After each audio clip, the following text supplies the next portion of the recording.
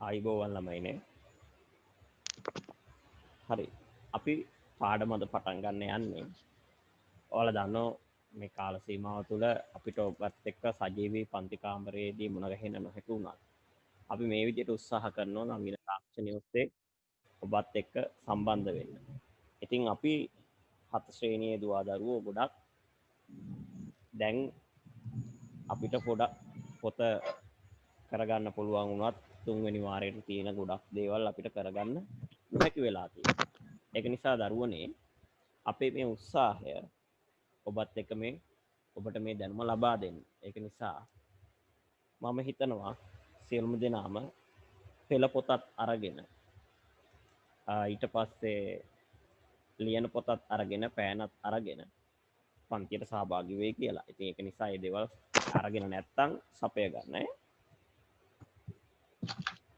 දරුවනේ අපි දැන් කවුරුත් පෙළ ගන්න 21 පාඩම පුස්තකාලයට පිය නගමු කියන පාඩම. පෙළ පොතේ 21 වෙනි පාඩම පුස්තකාලයට පිය නගමු. අපි ගොඩක් පාඩම් කරලා තින්නේ.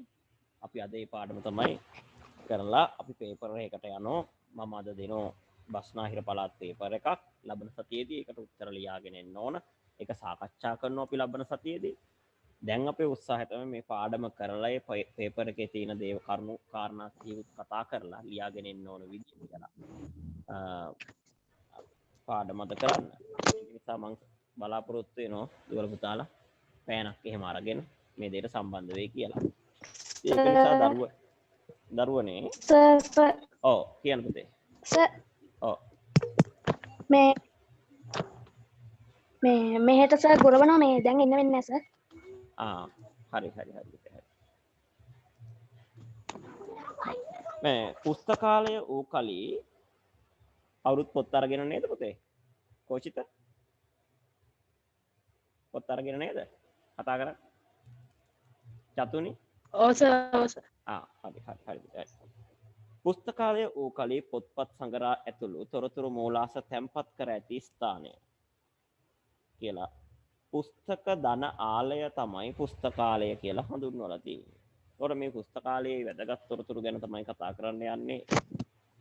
ඉතා දිගු ඉතිහාසයකට උරුමකම් කියන මේ පුස්තකාලය අතීතයේ හඳුන්වා ඇත්තේ පොත්ගුල ලෙසයි.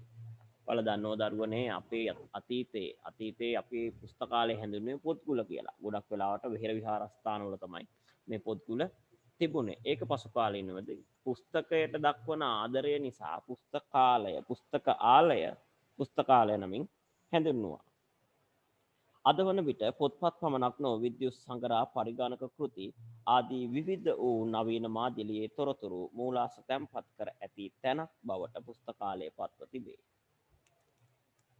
එහෙයින් කියවීමට පමණක් නොව ඇසීමට හා නැරඹීමට පවා අද නවීන පුස්තකාලය තුළ හැකියාව පවතී. විවිධ ප්‍රමාණයේ මෙන්ම විවිධ අරමුණු සහිත පුස්තකාලද දැකිය හැකිය. මහජන පුස්තකාල, පාසල් පුස්තකාල, ආයතනික පුස්තකාල.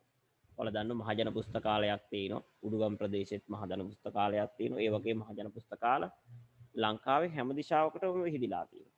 ඒ වගේම තමයි පාසල් පුස්තකාල ගොඩාක් පාසල්වල හැම පාසලකම වගේ පාසල් පුස්තකාලයක් පවතිනවා. ආයතනික පුස්තකාල ඒ කියන්නේ යම් ආයතනවල ඒ ආයතනයට ගැලපෙන විදියට හදාගත්තු පුස්තකාලත් තියෙනවා. පෞද්ගලික පුස්තකාල කියන්නේ තමන් ගෙදර දොරේ හදාගන්න පුස්තකාල වලට ඒකට අයව ගොඩක් අය කැමැත්තක් දක්වනවා සහ ඒකට උත්සාහ කරනවා. ඒක නිසා පෞද්ගලික පුස්තකාලත් තියෙනවා.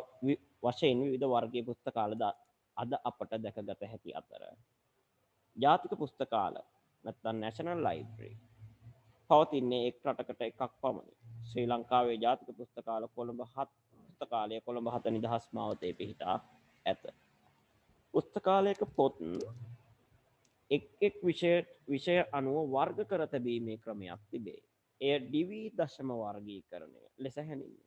පුස්තකාලය වර්ගීකරණ කර ක්‍රමයක් තියෙනවා. ඩිවී දශම වර්ගීකරණය කියලා එක ගොඩක් එහාට ඉගෙන ගන්න තියෙන මේ වර්ගීකරණයක් පුස්තකාල විද්‍යාව පිළිබඳව හදාරනකොට මෙම් පාඩම පුස්තකාලයේ පරිහරණය පිළිබඳව සාකච්ඡා කරන්නේ. පුස්තකාලයක් කොහොමද පරිහරණය කරන්නේ? අන්න ඒක පිළිබඳව තමයි මේ පාඩමෙන් සාකච්ඡා කරන්නේ. අපි දන්නවා දරුවනේ පුස්තකාලයක් අපි පරිහරණය කළ යුතුමයි. මොකද පුස්තකාලයක් පරිහරණය කළ යුතු වන්නේ. අපි පුස්තකාලයක් පරිහරණය කරන්න ඕන දරුවනේ අපිට ගොඩක් දේවල් ලබා දෙන තැනක් තමයි පුස්තකාලය. ගැන අද නවීන උපකරණ තියෙන තමයි. ඒ කියන්නේ පරිගණකය තියෙනවා. ඊට පස්සේ ස්මාර්ට් ෆෝන් තියෙනවා. හැබැයි ඊට එහා ගිය දැනුමක් ලබා ගන්න පුළුවන් ස්ථානයක්. ළමයන්ගේ දැනුම කුසලතා ආකල්ප කියන මේ ගොඩක් දේවල් දියුණු වෙන ස්ථානයක් තමයි පුස්තකාලය කියලා කියන්නේ. ඒක නිසා ඒක අපි කියවීම ඊට වඩාම පුස්තකාලය තුලින් පුස්තකාලය පරිහරණය කිරීම තුළින් ළමයෙක්ගේ දැනුම ආකල්ප කුසලතා කියන මේ ගොඩක් දේවල් අපේ තුල ළමයි තුල ඇති වෙනවා. ඒක නිසා පුස්තකාලයක් පරිහරණය කිරීම අත්‍යවශ්‍යයි. අපි පුස්තකාලය කෙසේ වෙතත් පොත් කියවන්න පුරුදු වෙන්න. පොත් කියවනවා කියන්නේ අපි කියමු උදාහරණයක් ඇරෙට අපි පොඩි කාලේ ඉඳන් අපි අම්මගෙන් තාත්තගෙන් ආච්චිගෙන් සීයගෙන් කතා අහන්න පුරුදු වෙලා හිටියා. එතකොට මේ කතා වලට අපි මහත් අභිරුචියකින් අභිරුචිය කියන්නේ කැමැත්ත. අභිරුචිය කියන්නේ මොකද්ද? කැමැත්ත. අභිරුචිය.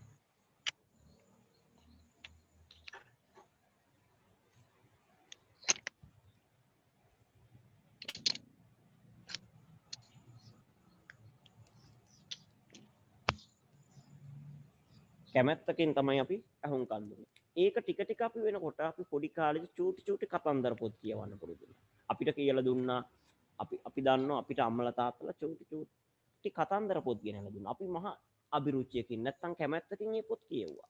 හැබැයි ටික ඔයාලා ලොකු වෙලා පන්ති වලට එනකොට ශිෂ්‍යත්ව විභාග වගේ කඩයිම් වලට මුහුණ දෙන්න එනකොට අර අමතර පොත් කියවීම ටික අඩු වුණා. අන්න ඒ අඩුවීම තමයි අපිට ගැටලුවක් වුණේ. අන්න ඒක නිසා ඔබගේ 7 වසර ශ්‍රේණියට මේක ප්‍රශ්නයක් වෙච්ච නිසා, ගැටලුවක් වෙච්ච නිසා නැත්තම් පුස්තකාල පරිහරණය කරන්න නැත්තම් පොත් පරිහරණය කරලා කියවීම දියුණු කරගන්න එක පිළිබඳව පාඩමකටම ඇතුළත් කරන්න සිද්ධ වෙලා තිනවා අධ්‍යාපන දෙපාර්තමේන්තුවට.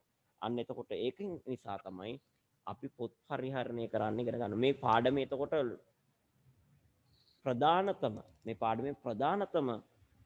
දෙයක් තමයි ඔබ පොත් කියවන්න හුරු කරවේ. පොත් කියවලා අපි දන්නවා මාටින් වික්‍රමසිංහ කියන හෙළේ මහාගත් කතුවරයා මාටින් වික්‍රමසිංහයන් තමයි 5 වසරට විතරයි පහ ශ්‍රේණියට විතරයි පාසල් අධ්‍යාපනය ලැබුවේ. ඔය දන්නවා අපේ ගාල්ල ප්‍රදේශයේ තියෙන බොනවිස්ටා පාසලෙන් තමයි 5 වසරට වෙනකන් අධ්‍යාපනය ලැබුණේ. හැබැයි ඉන් පස්සේ අධ්‍යාපන ක්‍රමවේදයක් ලැබුණේ නැහැ. ඒක හදාරු. හැබැයි මොහු කියවීම දිගටම කරගෙන ගියා. ඒ කියවීම තුළින් තමයි මොහු ලොකු ලංකාවේ මහා ගත්කතුවරය වෙන විරුදාවලිය ලබන්න පවා උගතෙක් බවට පත් වුණේ. ඉතින් එහෙනම් අපි කියවීම අනිවාර්ය අංගයක් කරගමු. ඒක නිසා දරුවනේ කියවීම අපිට ඉතාම වැදගත්. කියවීම නිසා ගොඩක් අය ඉහළට තමන් ඉන්න ස්ථානයෙන් ගොඩක් ඉහළට ඔසවා තබන්න තමන්ගේ කියවීම උපකාර වෙලා තියෙනවා. ඒක නිසා දරුවනේ මම හිතනවා කියවීම අපිට ඉතා වැදගත් දෙයක් කියලා ඔබ ඉගෙන ගන්න මේ ඔබ ආකල්පයක් ඇත කරගනින් කියලා. මොන නවීන මාධ්‍ය තිබුණත් කෙනෙකුට කියවීම පිළිබඳ අභිරුචියක් තියෙනවා නම් කැමැත්තක් තියෙනවා නම් ඔහු ඉහළට යනවා. ඒක වළක්වන්න බෑ කාටවත්. ඒක නිසා ඔබ පන්දිනේට වුණත් තෑග්ගක් ගන්න බලාපොරොත්තු වෙනවා නම් තෑග්ගක් දෙන්න බලාපොරොත්තු වෙනවා නම් මං හිතනවා දරුවනේ වඩා සුදුසුයි පොතක් තෑගි දෙන්න පුළුවන් නම්. ඒක නිසා මම හිතනවා යාළුවන්ට තෑගි භෝග දෙනකොට උපන්දිනයකට පොතක් තෑගි කරන්න ඔබ පුරුදු වෙයි කියලා. ඒක වඩාත් හොඳ ආකල්පයක් විදිහට මම හඳුන්වනවා. ඉතින් ඒක නිසා දරුවනේ අපි යන්න නැවතත් පාඩමට. මොකද මේ අපි විවිධ විෂයන් යටතේ වර්ග කරන ලද බොහෝ දැනුම් සම්භාරයක් පුස්තකාලයෙහි ගබඩා කර තිබේ. මාටින් වික්‍රමසිංහ මහතා පවසන පරිදි ඇතැම් විට මනුෂ්‍යයෙක් වසර 100ක් ජීවත් වුවද ලබාගත නොහැකි දැනුම් සම්භාරයක් සහ අත්දැකීම් ගොන්නක් එක් පොතක් කියවීමෙන් ලද හැකි වෙයි. අන්න බලන්න මාටින් වික්‍රමසිංහ අපේ හෙළේ මහා ගත්කතුවරය කියනවා කෙනෙක් වසර 100ක් ජීවත් වුණත් ඒ කියන්නේ ඒකෙන් ලබා ගන්න අත්දැකීමට වඩා වැදගත්ලු මේ පොත් කියවලා පොත් අත්දැකීම් ඊට වඩා දේවල් පොත් කියවලා ලබා ගන්න පුළුවන්ලු. ඒක නිසා කියවීමෙන් අපිට ගොඩක් දැනුම ළඟා කරගත හැකි බව තමයි ඒකේ අර්ථය. ලෝකේ ජයගත්තෝ බොහෝමයක් කියවීමෙන් දිවිය සරු කරගත්තෝ වෙති. ශ්‍රේෂ්ඨ සිංහල ගත්කතුවරුන් බොහෝමයක්ම ඊට උදාහරණ ලෙස හුවා දැක්විය හැකිය. පාසල් පුස්තකාලය ඉගෙනුමට තෝතැන්නක් වෙයි. පාසල් පුස්තකාලය ඉගෙනුමට තෝතැන්නක්. කුඩා කල කියවීම හුරු වූ විට එය ක්‍රමයෙන් පුරුද්දක්ව ඔබ සමග වැඩේ. ඒක නිසා කුඩා කල ඉඳන් අපි කියවන්න පුරුදු වෙලා ඉන්න ඕනු දරුවනේ. ඒක නිසා ඒක කියවීම පුරුද්දක් බවට පත් වෙනවලු එතකොට. 7 වෙනි ශ්‍රේණිය බාර ගුරුතුමිය පන්තියට පැමිණ 7 වෙනි හා 8 වෙනි කාලච්ඡේද දෙක පුස්තකාලය සඳහා වෙන් කළ බවත් එහි ගොස් කියවීමට සූදානම් වන ලෙස සිසුන්ට දැන්වුවා. මේක සජීවී විදිහට පන්ති කාමරයක් ගියපු ආකාරයට තමයි ඔබට පන්තියට ඔබේ පාඩමට සටහන් කරලා තියෙන්නේ. ඔවුන්ගේ රුචි අරුචිකම් අනුව කියවීමට අවස්ථාව සලසා දීම ගුරුතුමියගේ අරමුණ විය. පන්තියේ සිසුන්ගෙන් ඇය ඒ ගැන විමසුවාය. පන්තියේ නායක සුදීර පැවසුවේ එක් කතුවරයා ලියූ පොත බැගින් තෝරාගෙන කියවීම හොඳ බවය. සිසු කතුවරුන් කිහිප දෙනෙකුගේ නම් හඬගෙන ගා කීවෝය. අපි මාටින් වික්‍රමසිංහ, කුමාරතුංග මුනිදාස, එස් මහින්ද හිමි, ටී.බී. ඉලංගරත්න, ජී.බී. සේනානායක යන කතුවරුන්ගේ පොත් තෝරා ගනිමු. ළමයි සියල්ලෝම ප්‍රකාශ කළෝය. පුස්තකාලයට ගොස් අසුන්ගත් සිසුවෝ මඩොල් දූව, අපේ ගම, හීන්සරය, හත්පන, මගුල් කෑම, නිදහසේ මන්ත්‍රය, අඹ යාළුවෝ සහ රත් හඳුන් රූපය යන පොත් තෝරා ගත්තා.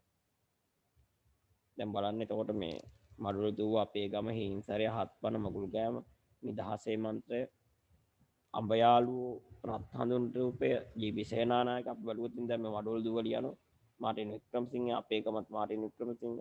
එතකොට මේ කුමාරතුංග මුනිදාස, හීන්සරය, හත්පන, මගුල් කෑම, නිදහසේ මන්ත්‍රය මහින්ද හාමුදුරුවෝ, අඹ යාළුවෝ සහ රත් හඳුන් රූපය ලියනවා අපේ ජී.බී. සේනානායකයා.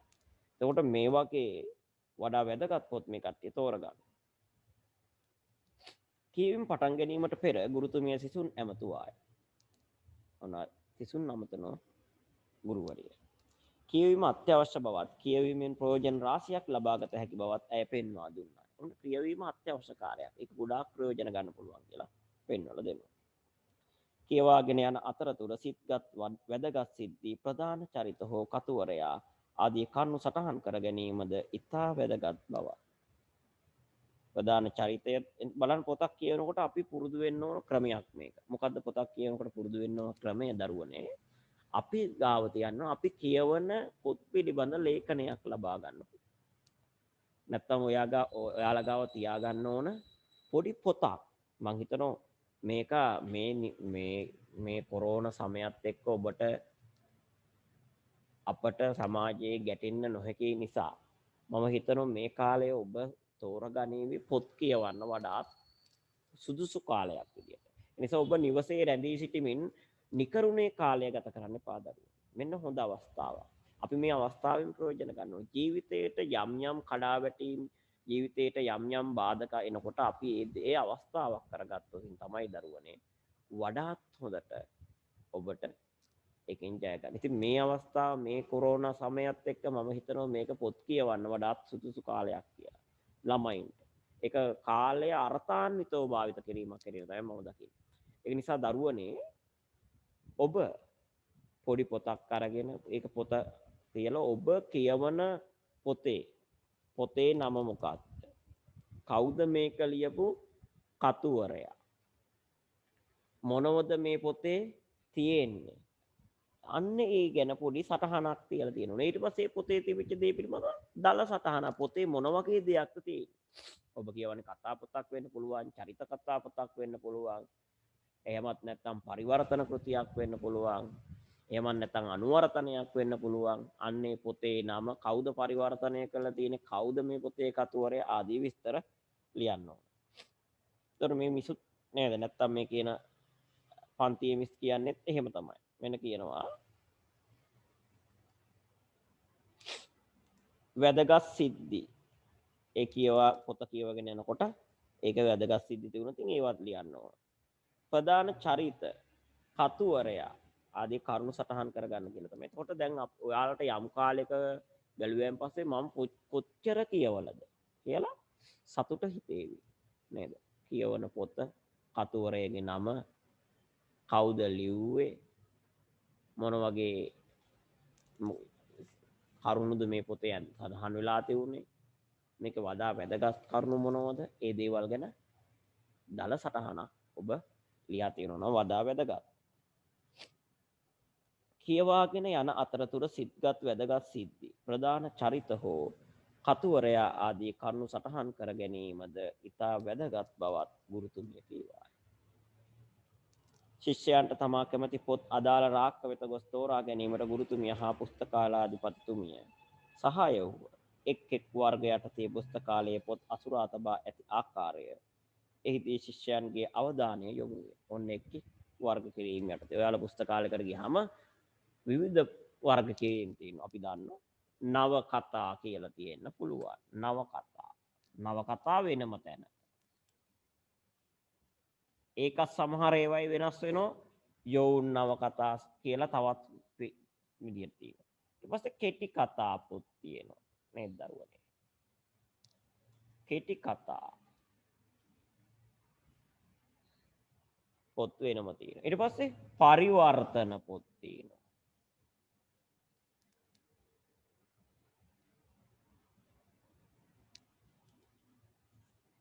ඊට පස්සේ ළමා කතා කියලා වෙනම තියෙනවා. මේ විදිහට පුස්තකාලේ විවිධ පොත් වර්ගීකරණය කරලා තියෙනවා. ඊට පස්සේ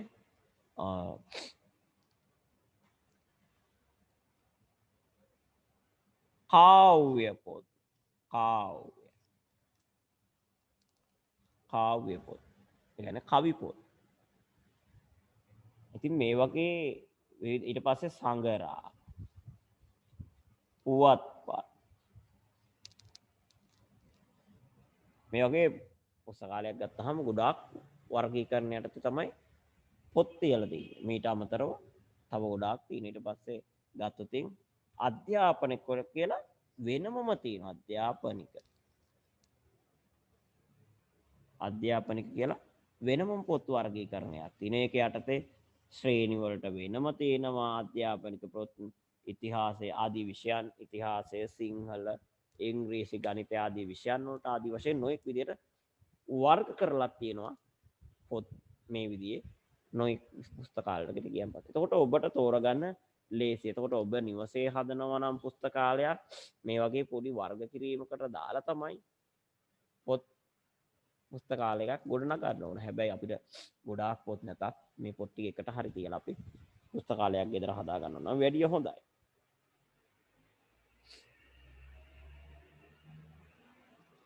එක් එක් වර්ගයට තේ පුස්තකාලයේ පොත් අසුරා තබා ඇති ආකාරයේදී ශිෂ්‍යයන්ගේ අවධානය යොමු වේ. එක් එක් පුද්ගලයාගේ දැනුම් මට්ටම් හා කියවීමේ රුචිය විවිධ වන අතර කියවා ලබා ගන්නා වින්දනයේද විවිධ මට්ටම් වල පවතී. සිසුහු එකිනෙකාගේ රුචිය අනුව පොත් තෝරාගෙන කියවන්න පටන් ගත්තා. වැදගත් කරුණු සිය සටහන් පොත්වල ලියා තැබීමට ඔහු අමතක නොකළා. පොත් කියවීමෙන් පසු ඒවා ඊට අදාළ නියමිත ස්ථානයේ තැබීමටද ගුරුතුමියගෙන් උපදෙස් ලැබුණා. පුස්තකාලාධිපතිනිය ඒ සඳහා ඔවුන්ට සහාය වූවාය. නවකතා, කෙටි කතා, පින්තූර කතා, කවි පොත් මෙන්ම විවිධ විෂයන්ට අදාළ අතිරේක කියවීම් පොත් එක් එක් රාක්කවල වෙන වෙනම පිළිවෙලට අසුරා තැබීම සිසුන්ගේ අවධානයට නැවතත් යොමු විය. පාසල් කාල පරිච්ඡේද දෙකක් පොත්පත් පරිශීලනය කළ සිසුන් ඒ කාලය අර්ථවත්ව භාවිත කිරීම ගැන පන්ති භාර ගුරුතුමිය සතුටටපත් වූවාය. පුස්තකාලය තුළ ගත කළ කාලයෙන් තමන් ලබාගත් ප්‍රයෝජන සියල්ල ප්‍රයෝජන සිංහල අභ්‍යාස පොතේ ලියන ලෙස ඇය සිසුන්ට දැන්වුවා. ඔන්න පුස්තකාලය තුළ ගත කළ කාලයෙන් තමන් ලබාගත් ප්‍රයෝජන සිංහල අභ්‍යාස පොතේ ලියන ලෙස සිසුන්ට දැන්වුවා. අපි එතකොට මේ සිසුන්ට දැනන එක නෙමෙයි. දැන් අපි ප්‍රයෝජන ගොඩක් කිව්වා මේ පුස්තකාලයෙන් ලබා ගන්න පුළුවන් ප්‍රයෝජන පිළිබඳව. ඉතින් සිසුන් අභ්‍යාස පොත්වල පුස්තකාලයෙන් ලබාගත් ප්‍රයෝජන මොනවාද යන ප්‍රශ්නයට පිළිතුරු ලියා තිබෙනවා. සිංහල ගුරුතුමිය සිංහල කාල පරිච්ඡේදයේදී එකිනෙකාගේ කරුණුගෙන සාකච්ඡාව මෙහෙයුවා. සුධීර ලබාගත් ප්‍රයෝජනයක් කියන්න ගුරුතුමිය කීවා. මම මඩොල් දුව නවකතාව කියවා වින්දනයක් ලැබුවා.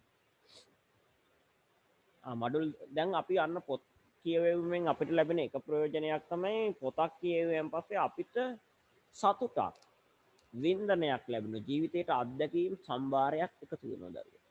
ඒක නිසා පොත් කියවන්නේ අන්න ඒක. එතකොට දැන් අපි පොඩි කාලේ කියවපු පොත් බැලුවොත් අපිට ඒ කාලෙදී ගොඩක් වින්දනයක් ලැබෙනවා. එතකොට ලොකු වෙනකොට ඊට වයස් අනුරූපව පොත් කියවනකොට අපේ ජීවිතේට ගොඩක් දේවල් එකතු වෙනවා අපි වින්දනයක් ලබනවා. පළවෙනි සැරේට මඩොල් දුව කියවපු කෙනෙකුට ඒ වීර චරිතත් එක්ක ඔබේ ජීවිතේට ලොකු පුදුමාකාර වින්දනයක් ලැබෙනවා. අනිත් ඒ දේවල් හරි වැදගත්. ඒ දේවල් හරි වැදගත්. ඉතින් ඒක නිසා ඊළඟ කාරණාව. එතකොට සුධීර කියන්නේ ගොඩාක් වින්දනයක් ලැබුවා කියලා.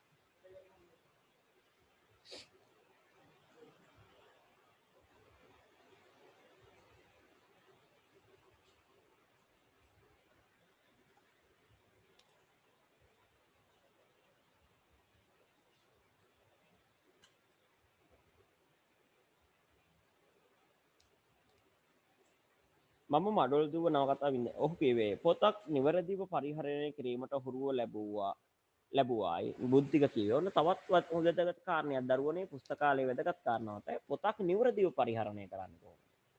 පිටුවරෝ මේවා මුකුත් ඉරින්න කියන්නේ නැතුව නැද්ද පොඩි කරන්නේ නැතුව ඒක හොඳ ලක්ෂණයක් තමයි පුස්තකාලයක වුණා පොතක් පරිහරණය කරනකොට අපි දැනගන්න ඕන නිවැරදිව පරිහරණය කරන්න ඒවට කඩන්න බිඳන්නේ ඒ දේවල් නොකර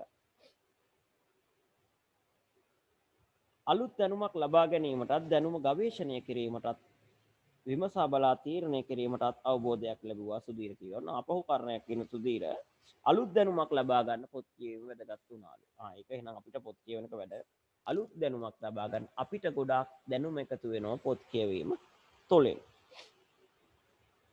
දැනුම ගවේෂණය කිරීම අපි දන්න දැනුම ගවේෂණය කරලා තව තවත් කරුණු හොයන්න පොත් කියවීම උපකාරී වුණාලු. විමසා බලා තීරණය කිරීමටත් අවබෝධයක් ලැබුවා සුධීර කීවේ. විමසා බලා තීරණය කරගන්න එතකොට හොඳ හැකියාවක් පොත් කියනකොට ලැබෙනවා. විමසලා බලලා තීරණය කරන්න පුළුවන් අපිට. විමසා බලා තීරණය කරන්න පුළුවන් හැකියාවක් ලැබෙනවා. එතකොට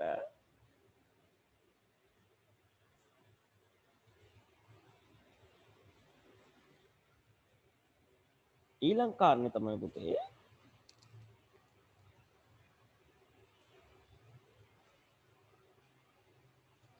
ගුරුතුමිය සිසුන්ගේ පිළිතුරු ඇගීමට ලක් කළා. අපි විවේක කාලයේ ප්‍රයෝජනවත් ගත කිරීමට පුරුදු වුණා. සිසුවෙක් කණින් කිව්වා.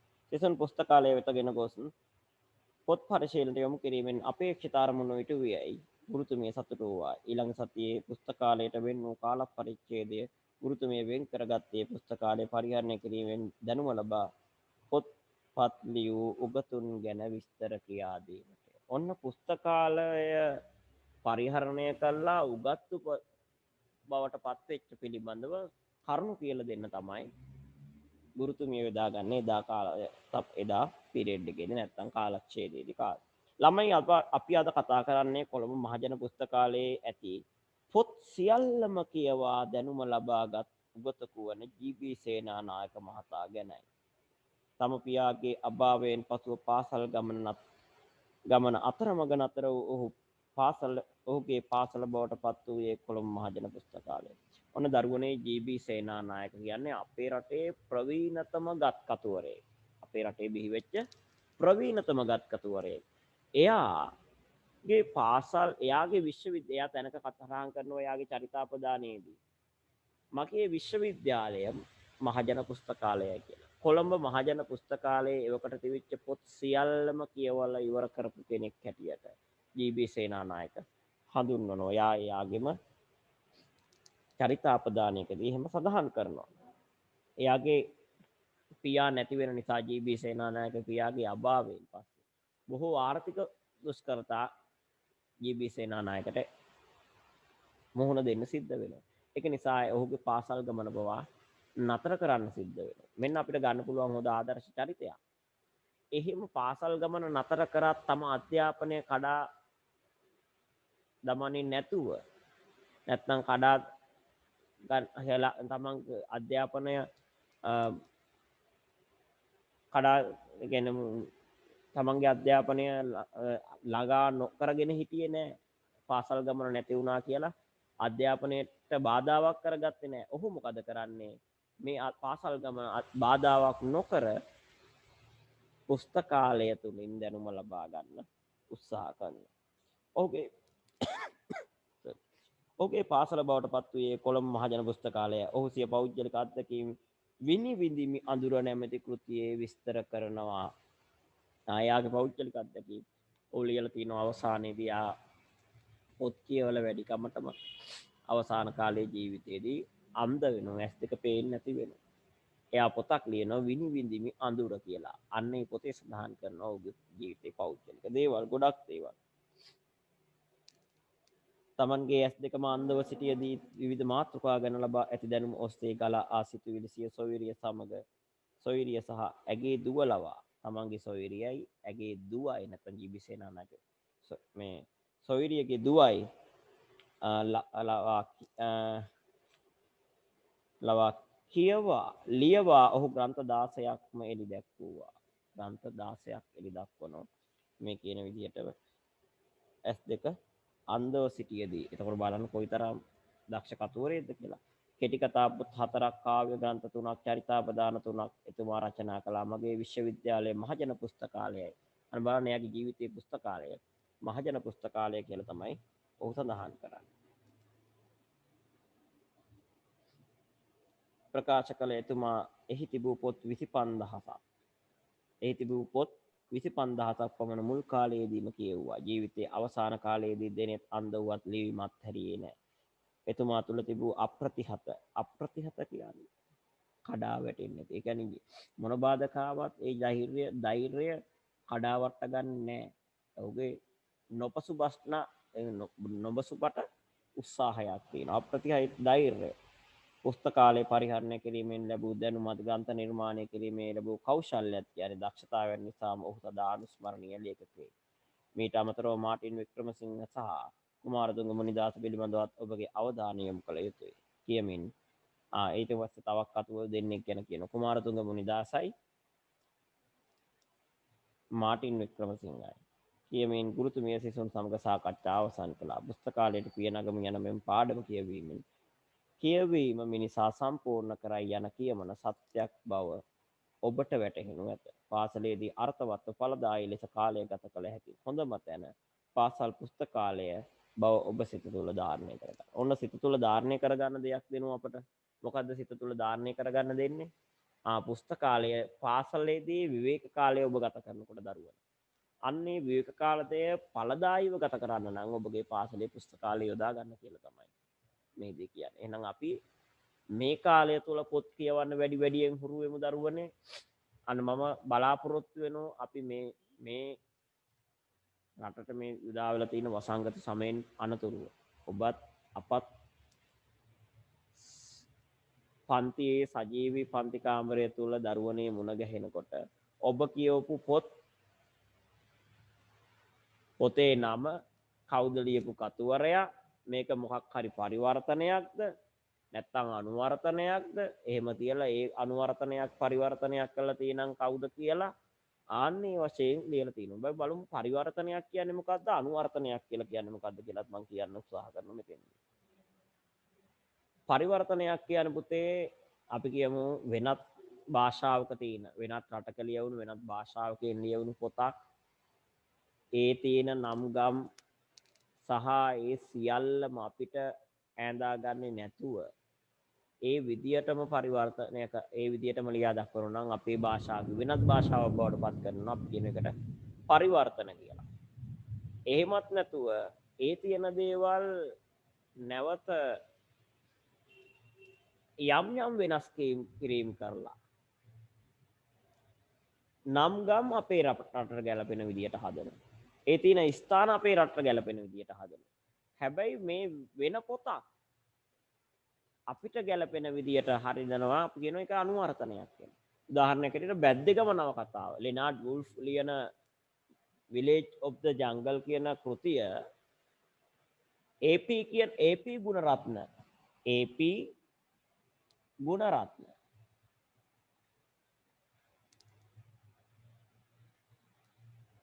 AP ගුණරත්න කියන කතුවරයා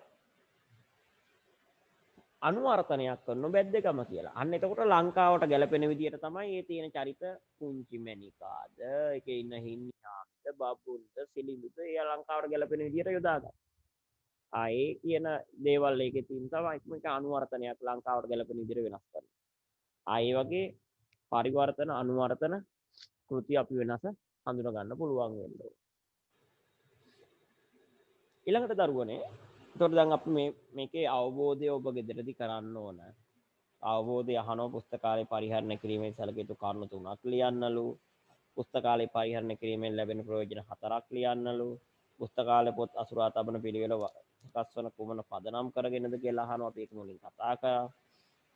ඊළඟට කියනවා ජී.බී. සේනානායක කෘතියක් පාඩමෙන් උපුටා ජී.බී. සේනානායකගේ කෘතියක් පාඩමෙන් උපුටා දක්වන්නලු. මං කිව්වා මුලදී පාඩම කතා බහ කරනකොට ජී.බී. සේනානායක විශ්වවිද්‍යාලයේ සැලෙනුවේ ආයතනය කුමක්ද කියලා අහනවා. ඔන්න ප්‍රායෝගික ලේඛන ඔබට ගෙදරදී මේ දවස්වල කරන්න පුළුවන්. ඔබ කැමති ලේඛකගේ පොත් නාමාවලියක් සකස් කරන්න. ඒක හරි ලේසි. පොත් ලේඛකයෙක් අරගෙන එයා ලියපු පොත් මොනවද කියලා ලියා දක්වන්නයි තියෙන්නේ. ලේඛක නාමාවලිය සකස් කර ඔවුන් විසින් ලියා ඇති ග්‍රන්ථ ලේඛන එයාලා ලියපු ග්‍රන්ථ වෙනම හදන්නලු.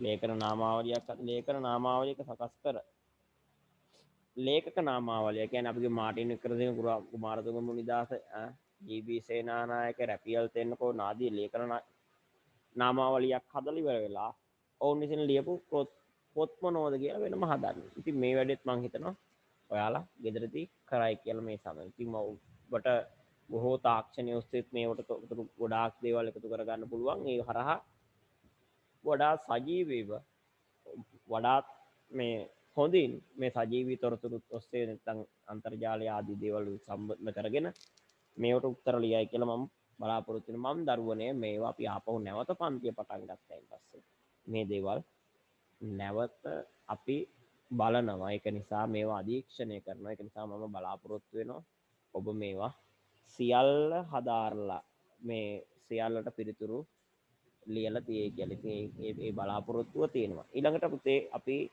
යන්න උත්සාහ කරන්නේ මම ලබන සතියේදී ඔබට ලියන්න දෙනවා. දරුවනේ ඇහෙනව නේද මාව?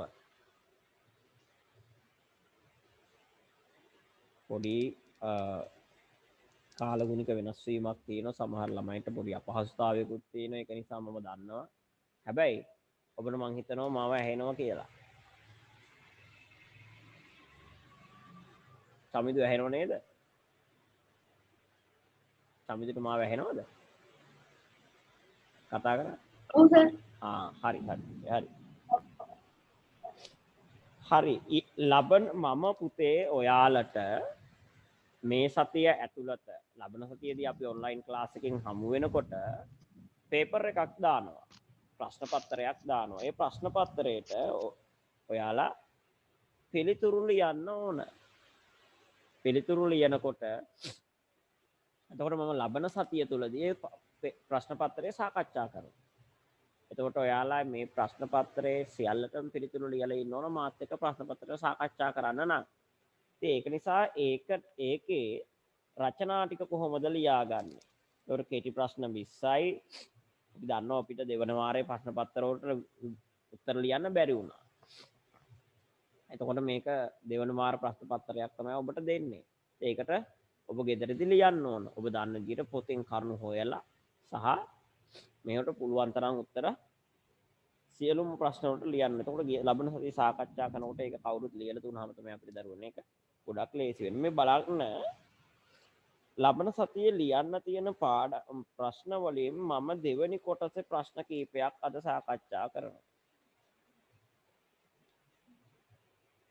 එතකොට ඒකෙන්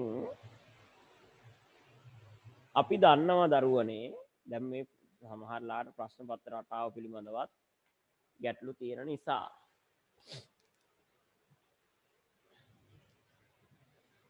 මොකද්ද දැන් අපි ඔයාලට දෙනවා මේ සතිය ඇතුළත දානවා ප්‍රශ්න පත්‍රය. ඒ ප්‍රශ්න පත්‍රයට උත්තර ලියන්න ඕන. ප්‍රශ්න පත්‍රයේ පළවෙනි කොටසේ උත්තර ලියන්න නම් පුළුවන් කෙටි ප්‍රශ්න 20යි. දෙවෙනි කොටසට යනකොට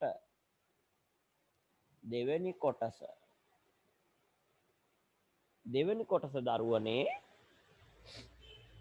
මෙන්න මෙහෙමයි තියෙන්නේ.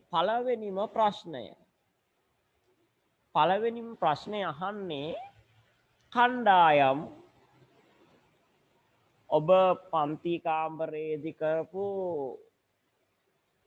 මේ ළමයි කණ්ඩායම් එකතු වෙලා කරපු මොකක් හෝ ඉගෙනීම් කටයුත්තක්. එහෙම නැත්නම් මෙහෙම හදෑරීමක් පිළිබඳව තමයි ඔබෙන් ප්‍රශ්න අහන්නේ.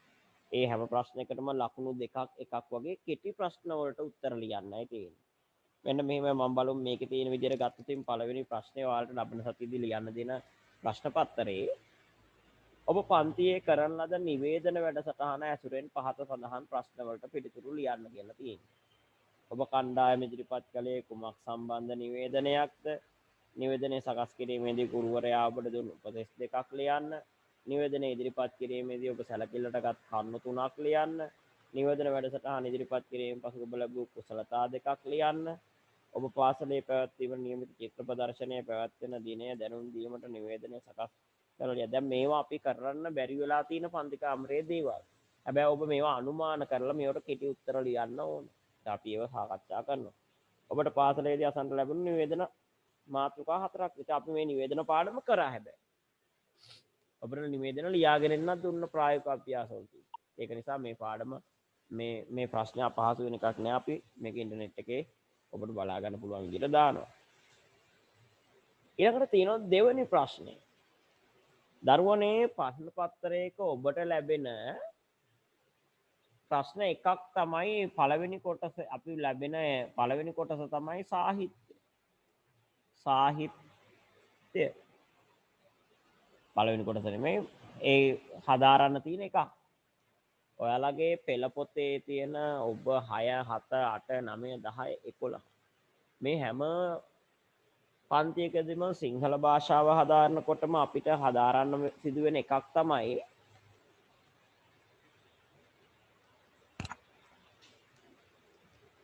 සාහිත්‍ය. එතකොට සිංහල පොතේ තියෙන අපි සාහිත්‍ය කොටස් ටික අධ්‍යයනය කරනවා. මේක තමයි අපේ දැනුම ආකල්ප බෙහෙවින්ම දියුණු වෙන තැන. ඒක නිසා අපි උත්සාහ කරනවා මේ සාහිත්‍ය කියන එක අපි හදාරන්න ඕන.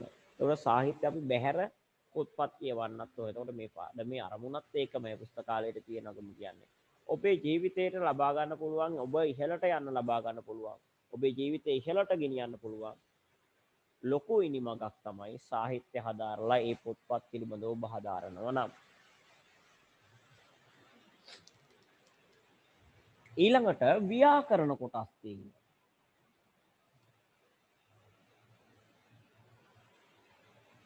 ප්‍රශ්නපත් මේ ඔයාලගේ පෙළ පොතේ ව්‍යාකරණ කොටස් තියෙනවා. ඒ වයින්වත් ප්‍රශ්න අහනවා. සාහිත්‍යයෙන් ප්‍රශ්න අහනවා, ව්‍යාකරණ වලින් ප්‍රශ්න අහනවා.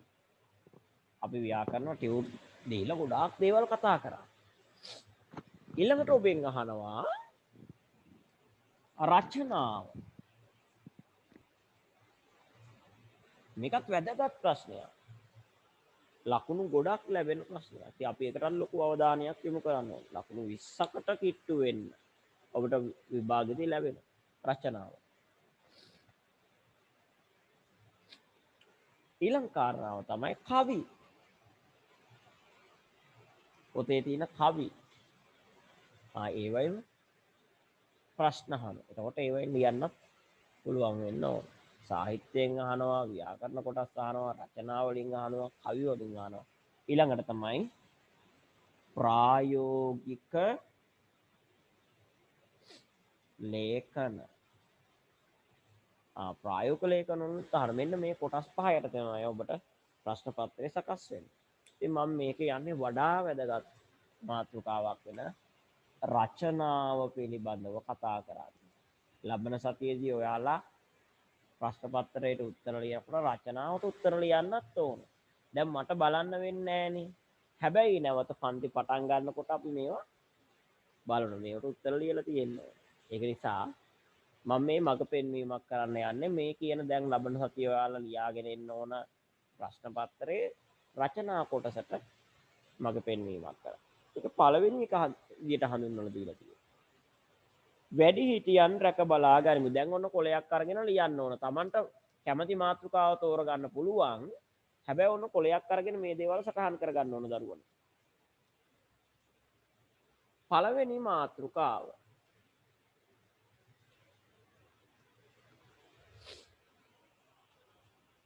වැඩි හිටියන් රැක බලා ගනිමු. දැන් මම අර ඔයාලට කියලා දීලා තියෙන විදිහටම යනෝ රචනාව ලියන්න මෙන්න මේ විදිහට. කොලයක් ගත්තා.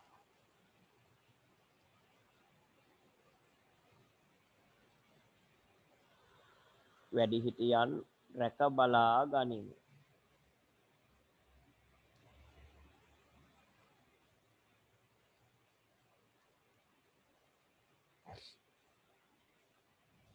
කොලයක් අරගෙන මේ මාතෘකාව ලියලා දැන් විභාගෙට උත්තර ලියන ක්‍රම මේ මම කියන්නේ.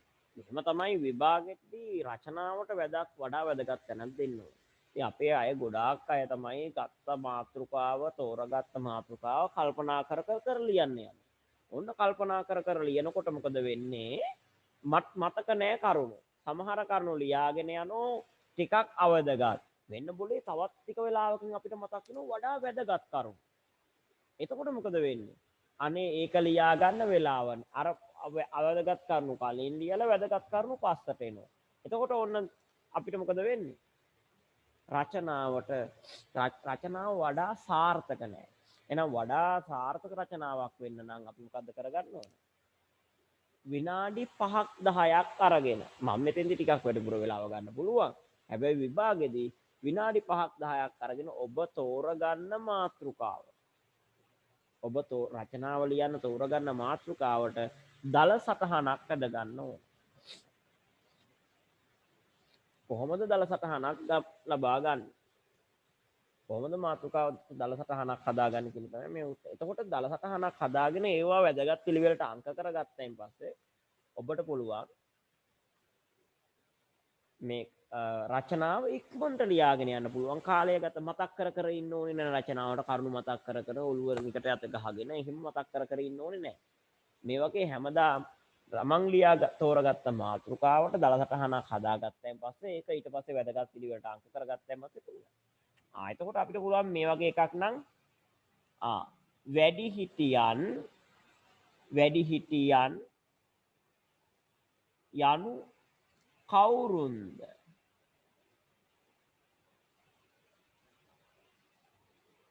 වැඩි හිටියන් යන්නේ කවුද කියලා අපි ලියා ගන්න පුළුවන්. දැන් මේවා ඔයාලා මාත් එක්කම ලියා ගන්නවා. එතකොට මෙන්න මේ වැඩි හිටියන් යන්නේ කවුද කියලා හඳුන්වනවා. දැන් අපි පදේම තේරුම් ගත්තොත් මොකද්ද පුතේ එන්නේ? වැඩි හිටියෝ කියන්නේ කවුද? වැඩි හිටියෝ කියන්නේ වැඩියෙන් හිටපු අය.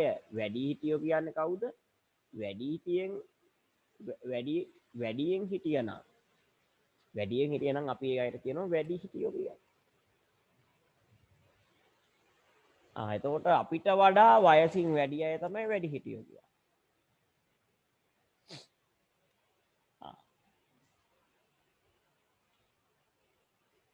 වැඩි හිටියන් වැදගත් වන්නේ ඇයි? වැඩි හිටි.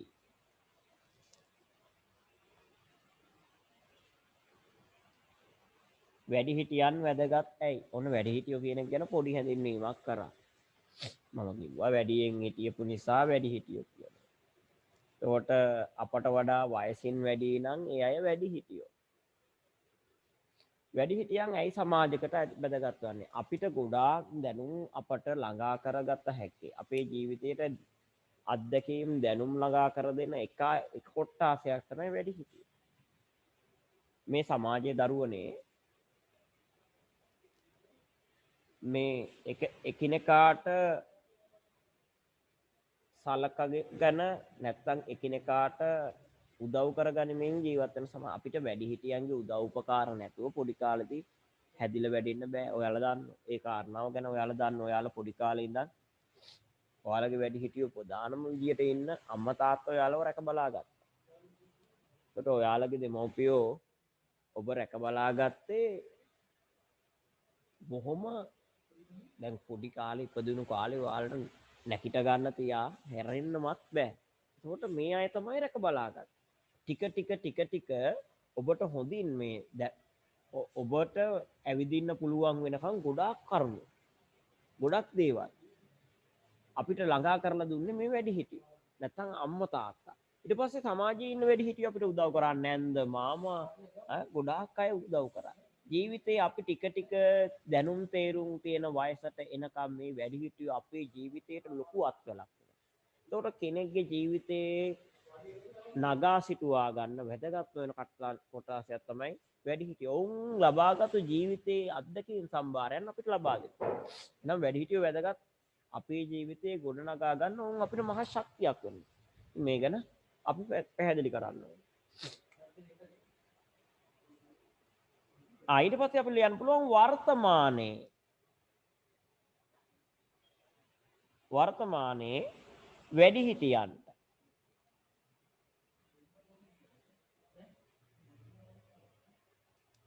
වැඩිහිටියන්ට සමාජයේ ලැබෙන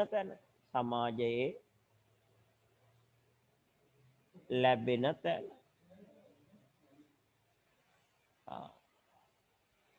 වර්තමානයේ මේ වැඩිහිටියොන්ට තැනක් ලැබෙනවද? මෙන්න මේක හොඳ කාරණයක්. ගොඩාක් වෙලාවට අපිට නූතනයේ අහන්න ලැබෙන ප්‍රශ්නයක් තමයි වැඩිහිටියොන්ට නූතනයේ සලකන්නේ නැහැ. ගොඩාක් දේවල්. ඒකට වැඩිහිටියෝ නොසලකා හැරලා තියෙනවා.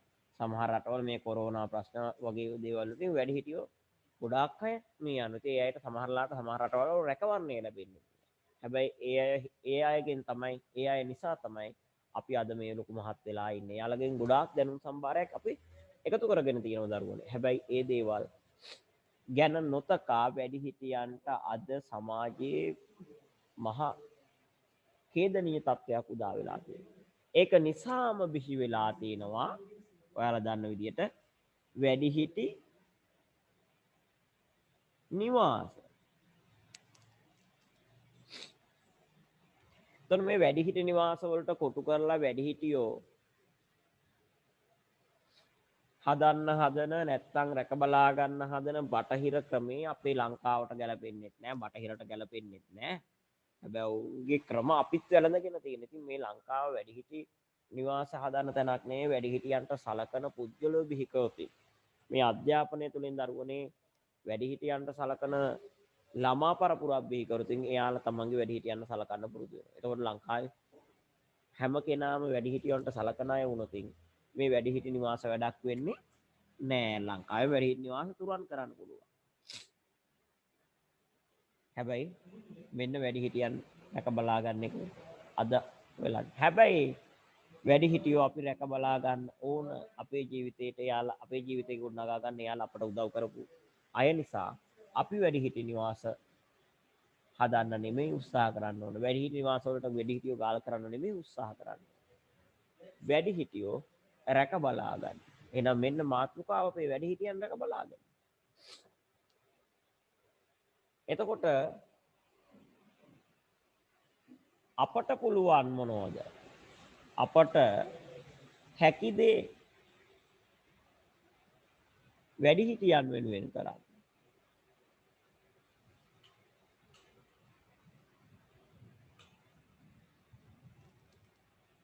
වැඩිහිටියන් වෙනුවෙන් අපට කළ හැකි දේ දැන් ඔයාලා සටහන් කරගන්න. වැඩිහිටියෝ වෙනුවෙන් අපට කළ හැකි දේ මොනවද කියලා.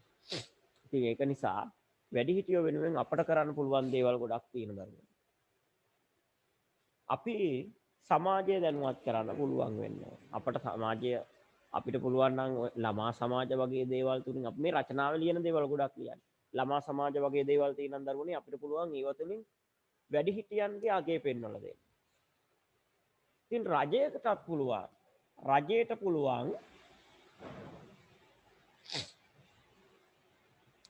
වැඩිහිටියන්ගේ අගය පෙන්වලා දෙන්න. රජයට පුළුවන් පුවත්පත් සංගරා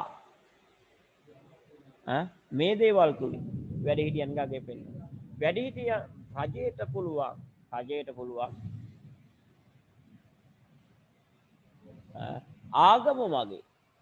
ආගම මගිනුත් පුළුවන්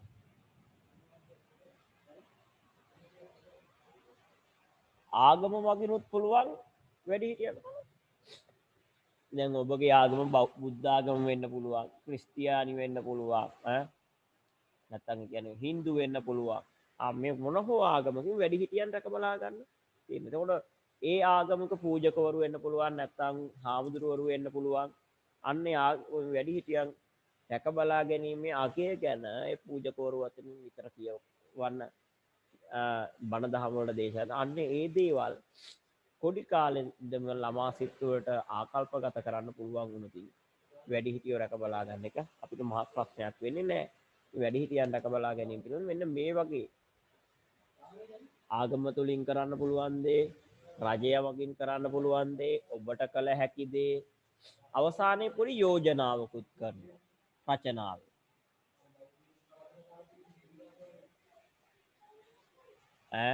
වැඩිහිටි නිවාස විවෘත වෙන්න නෙමෙයි වැඩිහිටි නිවාස තියෙන දේවල් වහගන්න අපි කටයුතු කරනවා වසා ගන්න අපේ රට තුල වැඩිහිටියන් අපි රැක බලා ගන්න ගරු කරන්න පුරුදු වෙමු වගේ කියලා යෝජනාවක් අවසන් මෙන්න මේ වගේ අපි සැකිල්ලක් හදාගත්තොත් අපිට ලොකු හොඳ රචනාවක් යක්. අපි දැන් මේක අංක කරනවා. කොහොමද ලියන්නේ කියලා. වැඩිහිටියෝ කියන්නේ කවුද කියන එක හඳුන්වන එක අපි එකට ලියන්න පුළුවන්. වැඩිහිටියා වැදගත් වෙන්නේ මොකද්ද කියලා අපි දෙකට ලියන්න පුළුවන්. නේද දරුවෝ? වර්තමානයේ වැඩිහිටියන් ලැබිලා තියෙන දේ අපි තුන්වෙනියට ඡේදය තුලින් අපිට ලියන්න පුළුවන්. ඒක නිසා බිහි වෙලා තියෙන වැඩිහිටි නිවාස ගැන අපිට හතරවෙනි ඡේදයෙන් ලියන්න පුළුවන්. අපට කරන්න පුළුවන් දේවල් ගැන අපට පස්වෙනි ඡේදයෙන් ලියන්න පුළුවන්. රජයට කරන්න පුළුවන් දේ ගැන අපිට ඒකත් ලියන්න පුළුවන්. ඕනනම් පස්වෙනි ඡේදෙටම ලියන්න පුළුවන්. මම මෙතන අංක 6 දානවා. ඒක හැබැයි ඒ පස්වෙනි ඡේදෙටම ඇඳගත්තට කමක් නැහැ. ඊට පස්සේ හත්වෙනිවට අපි ආගමට කරන්න පුළුවන් දේ ඕනම ආගමකින් කරන්න පුළුවන් දේ වැඩිහිටියන් රැක බලා ගන්න එක පිළිබඳව ලියන්න පුළුවන්. මේ වැඩිහිටියන් ලැබෙන තැන තියෙනකොට අද ගොඩාක් දුක්ගේ වැඩිහිටියෝ කර කියාගත දෙයක් නොහැකි වුණාන් පස්සේ අපේ අය සලකන්නේ නැතුව අර ඉතින් මේ ආගම තුලින් ඒ ආකල්පගත කරලා තින් පුළුවන් අපි වැඩිහිටියන්ට සලකන සමාජයක් දී කරන්න. එතකොට රැයන් රැක බලා ගන්නේ කොහොමද? ඒ විදිහට අපිට ආකල්පගත වෙන්න. ඉතින් අවසානයේ යෝජනාවකුත් කරලා රචනාව අවසන් කරන්න පුළුවන්. මේක සාර්ථක රචනාවක්. එහෙනම් දරුවනේ මම හිතනවා මේ ටික ගොඩාක් ළමයි ලියා ගන්න ඇති කියලා මට පේනවා සටහන් කරගන්න අය පොත් වලින් සමහර අය මේ ගොඩක් අයට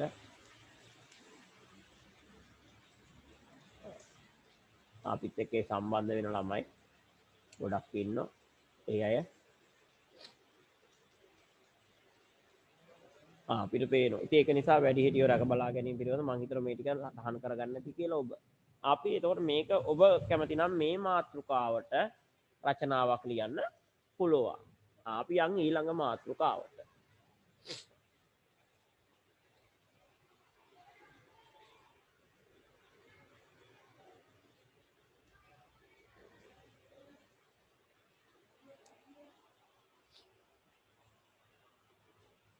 පොදු දේපල සුරුතුන් නේද?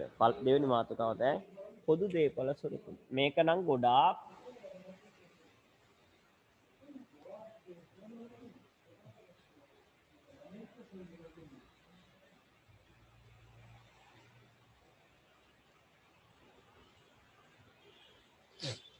පොදු දේපල සුරුකිමු කියන මාතෘකාව. එතකොට මෙන්න මේ මාතෘකාවක් ගොඩක් වෙලාවට එනවා. ඔයාලා ගොඩාක් ලියපු මාතෘකාවක්, ශිෂ්‍යත්වෙදිත් පුරුණු මාතෘකාවක්, 6 ශ්‍රේණියේදී ලියමු. හැබැයි මේකත් අපි නිවර්දිව ක්‍රමානුකූලව ලියන්න නම් මේකත් අපි හොඳට පෙළ ගස්ව ගන්න ඕන. අන්න අර විදියට එහෙනම් පොදු දේපල කියන්නේ මොකක්ද? පොදු දේපල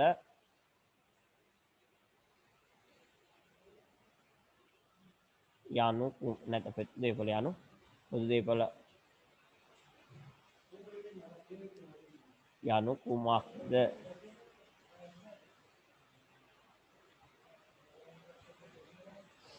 පොදු දේපල ගැන හැඳින්වීමක් කරන්න පුළුවන්.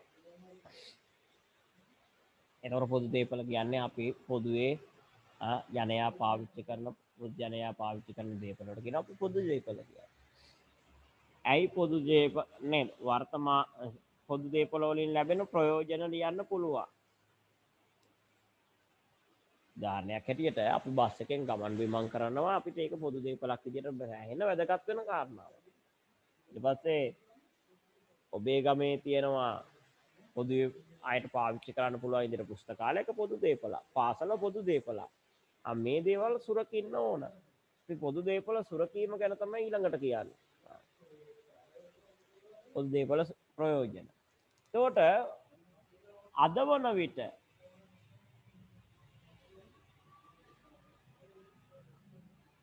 දැන් වර්තමාන නැත්තම්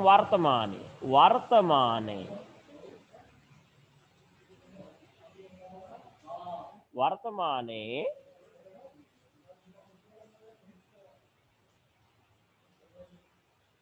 පොදු දේපල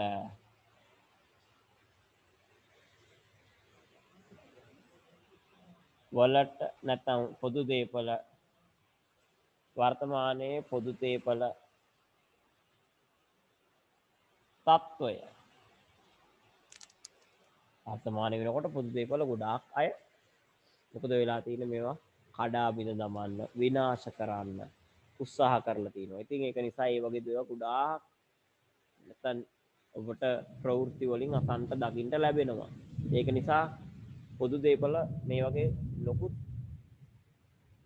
විනාශ කිරීම වලට මිනිස්සු. ඒකට මේක පොඩි කාලේ ඉඳන්ම මේ දේපල ගැනම දැනුම ආකල්ප කුසලතා දැන් විසින් ආකල්ප ගොඩනගාගෙන තිබුණොත් මේවා විනාශ කරන්න කවුරුවත් පෙළඹෙන්නේ නැහැ. ඉතින් අන්න ඒකත් ගැටලුවක් බවට පත් වෙලා තියෙනවා.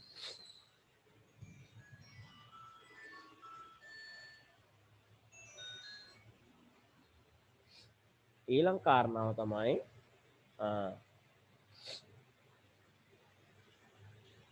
පොදු දේපල තත්ත්වය. ඊට පස්සේ පොදු දේපල වල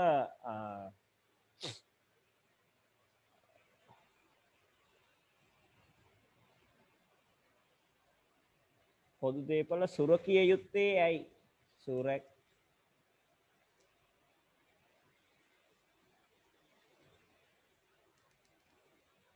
ප්‍රයෝජන වගේම සුරකිය යුත්තේ ඇයි? ඒතකොට වර්තමානයේ තත්ත්වය දාලා තිනවා සුරකිය යුත්තේ ඇයි කියලා දාලා තියෙනවා. ප්‍රයෝජන තියෙනවා පොදු දේපල මොනවද කියලා හඳුන්වලා තියෙනවා. ඊට පස්සේ අපිට පුළුවන් මේ පොදු දේපල රටක වටිනාකම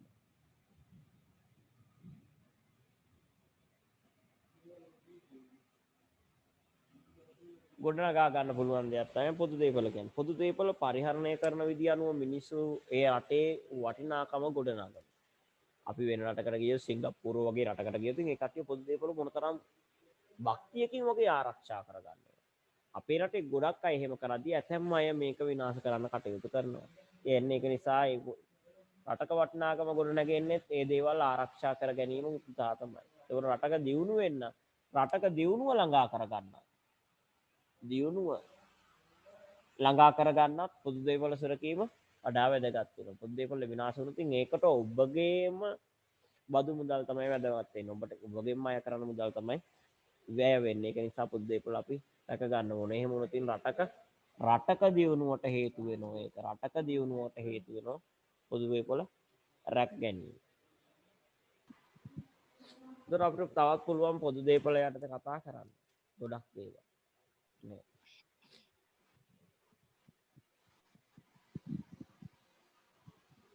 ඒතර මෙතන පොදු දේපලකේ තත්ත්වයක් වෙන හානි ගැන කතා කරන්න පුළුවන්.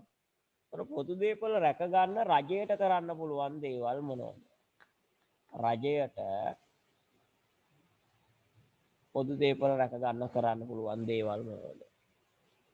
පොදු දේපල විනාශ කරන අයට නීතියෙන් දඬුවම් කරන්න පුළුවන්. නීතියෙන් දඬුවම්. පොදු දේපල කඩ කරන අයට, පොදු දේපල විනාශ කරන අයට, පොදු දේපල තියෙන තත්ත්ව විනාශ කරන අයට නීතියෙන් දඬුවම් කරන්න පුළුවන් තත්ත්වයක් ගේන්න පුළුවන්. ඊට පස්සේ රජයට පුළුවන් පොදු දේපල දැන් ආගම පැත්තෙන් පුළුවන්. ආගම් පැත්තෙන් පුළුවන් පොදු දේපොළවල වටිනාකම් පිළිබඳව හඳුන්වලා දෙන්න. නේද? පොදු දේපොළ වටිනාකම ගැන කියලා දෙන්න පුළුවන් විනාශ කරන්න. මේ දේවල් විනාශ කරොතින් ලැබෙන ප්‍රතිවිපාක ගැන හඳුන්වලා දෙන්නත් පුළුවන්. එතකොට පොදු දේපොළ අපි විනාශ නොකර ආරක්ෂා කරගත යුතුයි කියලා කියලා දෙන්නත් පුළුවන්. රජයේ නීති සම්පාදනය කරනවා පොදු දේපොළ පිළිබඳව දැනුවත් කරනවා. ඒකට හානි නොකරන ලෙස පෝස්ටර් චිත්‍ර ආදියෙන් දැනුවත් කරන්න පුළුවන්. ඔබට කළ හැකි දේත් තියෙනවා.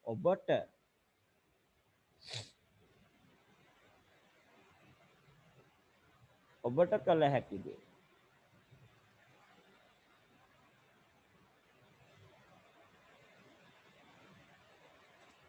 ඔබට කළ හැකි දේවලුත් තියෙනවා පොදු දේපළ ආරක්ෂා කරන්න. ඒකට පොදු දේපළ ආරක්ෂා කරන්න ඔබට පුළුවන් ළමයි විදියට ළමා සමාජයක් මේවගෙන ඒක තුලින් දැනුවත් කරන්න පෝස්ටර් චිත්‍ර වගේ දේවල් ප්‍රදර්ශනය කරන්න පුළුවන්. ඔබට පුළුවන් පොදු දේපළ පිළිබඳව අනිත් අයට ආදර්ශමත් විදියට හැසිරෙන්න මේ දේවල් ගොඩාක් දේවල් කරනකොට අපිම පොදු දේපළ ආරක්ෂා කරනකොට මේ ඉබේම සමාජයේ තියෙන පොදු දේපළ ආරක්ෂා කරනවා. අවසානයේට පොඩි යෝජනාවකුත් කරලා මේක ගැන අවසන් කරන්න පුළුවන්. අපි බලමු එහෙනම් මේක අංක කරගමු. අපි වඩා වැදගත් පිළිවෙලට ලියන්නේ කොහොමද කියලා. පොදු දේපළ යනු කුමක්ද කියන එක ගැන හඳුන්වන්න පුළුවන් ඉස්සෙල්ලා. ඒකෙන් ලැබෙන ප්‍රයෝජන දෙවෙනියට අපිට ලියන්න පුළුවන්.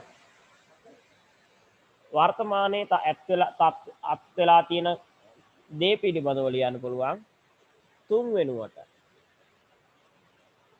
ඊට පස්සේ අපිට ලියන්න පුළුවන් ඇයි මේ පොදු දේපළ වර්තමානයේ ඇති වෙලා තියෙන හානිකර තත්ත්වයෙන් රැකගත යුත්තේ කියලා. ඉතින් ඒක තමයි අපි අංක 4 විදියට ලියමු. ඊට පස්සේ අපිට පුළුවන් ලියන්න රටක වටිනාකම මේක කොහොමද පොදු දේපළ හේතු වෙන්නේ. රටේ දියුණුවට කොහොමද පොදු දේපළ හේතු වෙන්නේ. ඊට පස්සේ රජයට කරන්න පුළුවන් ක්‍රියාමාර්ග මොනවද පොදු දේපළ රැක ගන්න. ආගමට මොනවද කරන්න පුළුවන් ක්‍රියාමාර්ග. ඊට පස්සේ ඔබට කළ හැකි ක්‍රියාමාර්ග මොනවද?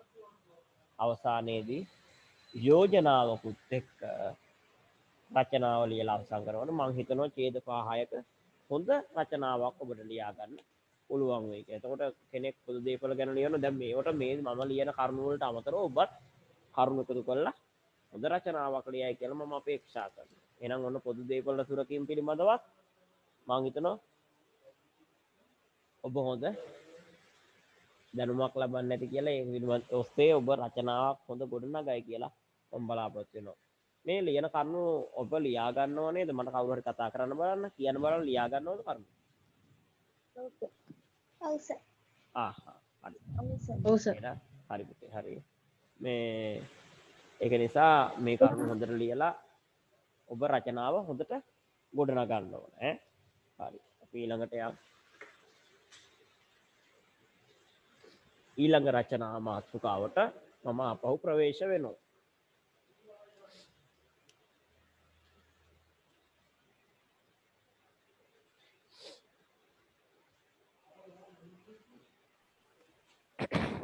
ඊළඟට තියෙන්නේ මාතෘකාව සඳ පහන් රැය.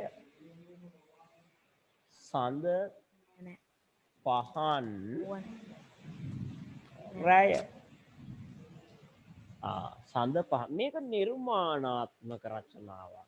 ඔබගේ නිර්මාණාත්මක කුසලතා සලකා බලන නැත්නම් හොයා බලන කොයිතරම් නිර්මාණාත්මක කුසලතාවයක් හෙබි කෙනෙක්ද කියලා හොයලා බලන රචනාවක් තමයි මේ වගේ මාතෘකාවකුත් ඔබට දෙන ඔබේ දැනුම් මට්ටම වගේම මේකෙන් ගොඩක් ඔයාලගේ මනින්නේ ඔබගේ නිර්මාණාත්මක කුසල. සඳ පහන් රැය. අපි කොහොමද මේ සුන්දරත්වය විඳින්නේ කියලා ඔබේ රචනාව තුළින් නැත්නම් ඔබ කොහොමද මේ සුන්දරත්වය විඳින්නේ කියලා ඔබගේ රචනාව තුළින් එවිදක. එතකොට මේක එක එක අයට සුවිශේෂයි. මේක නිර්මාණාත්මකව තමයි තියෙන්නේ.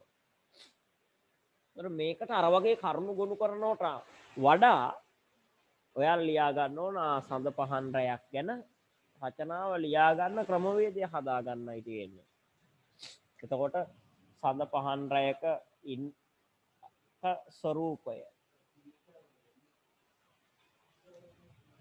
ස්වරූපය ගොඩනගන ඈ සඳ පහන් රැයක ස්වරූපය. ඉවර නෑ. ඒ කියන්නේ ඉවර නෑ. මම උදාහරණයක් කිව්වා.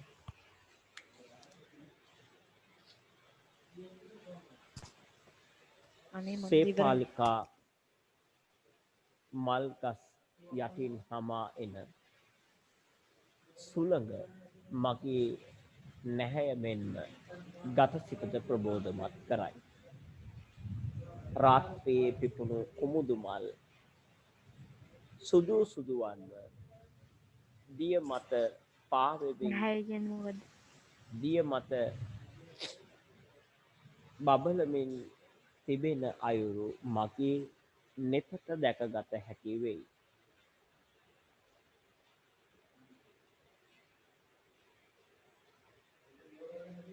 ඈත ආකාශයේ තරු බබලමින් තිබෙන අයුරු මගේ නෙතට දිස්වෙයි. සැබවින්ම මම සිටින්නේ සඳ පහන් රැයකයි. නැතිනම් සඳ උදා වුණු රැයකයි. මේ ස්වරූප අන්න මේ විදියට අපි රචනාවට ප්‍රවේශ වෙනවා. ඊට පස්සේ මේක ලියාගෙන යනවා. ඔය සඳ පහන් රැයේදී ඔබ කොහෙටද ඔබ කොහෙද හිටියේ? අන්න අපි කියමු වැව් ඉවුරක ඉන්න පුළුවන්. වැව් ඉවුරක සිටියා වෙන්න පුළුවන්. නැත්තම් කැලයක වෙන්න පුළුවන්. ඔබ නිර්මාණාත්මකව මේක ගොඩනගනකොට වැව් ඉවුරක ඉන්න පුළුවන් සඳ පහන් රැයේදී. නැත්තම් ඔබ කැලයක වෙන්න පුළුවන් හිටපු. නැත්තම් ඔබ ආරාමයක වෙන්න පුළුවන්. නැත්තම් නිවස වෙන්න පුළුවන්. නැත්තම් ආගමික ස්ථානයක වෙන්න පුළුවන්.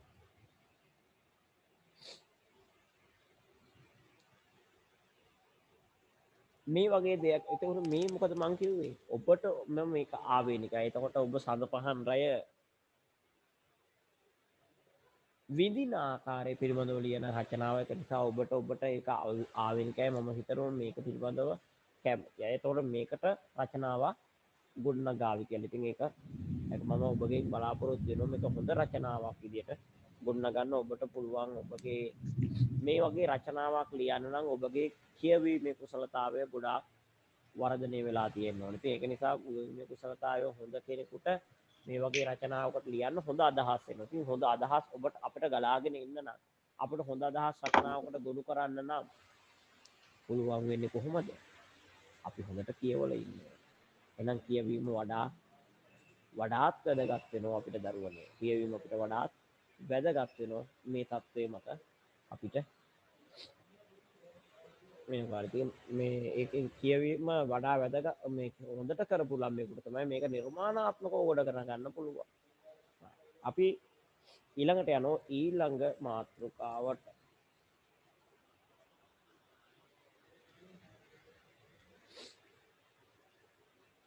ඊළඟට ප්‍රශ්න පත්‍රයේ දීලා තියෙන මාතෘකාව සඳහා තමයි ඔයාලා මේ මාතෘකාවකට ඔබ රචනාවක් ගොනු කරන්න.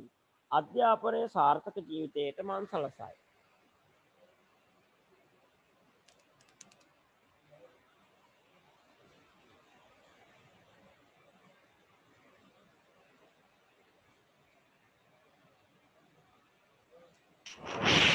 අධ්‍යාපනයේ සාර්ථක ජීවිතයකට මං සලසයි.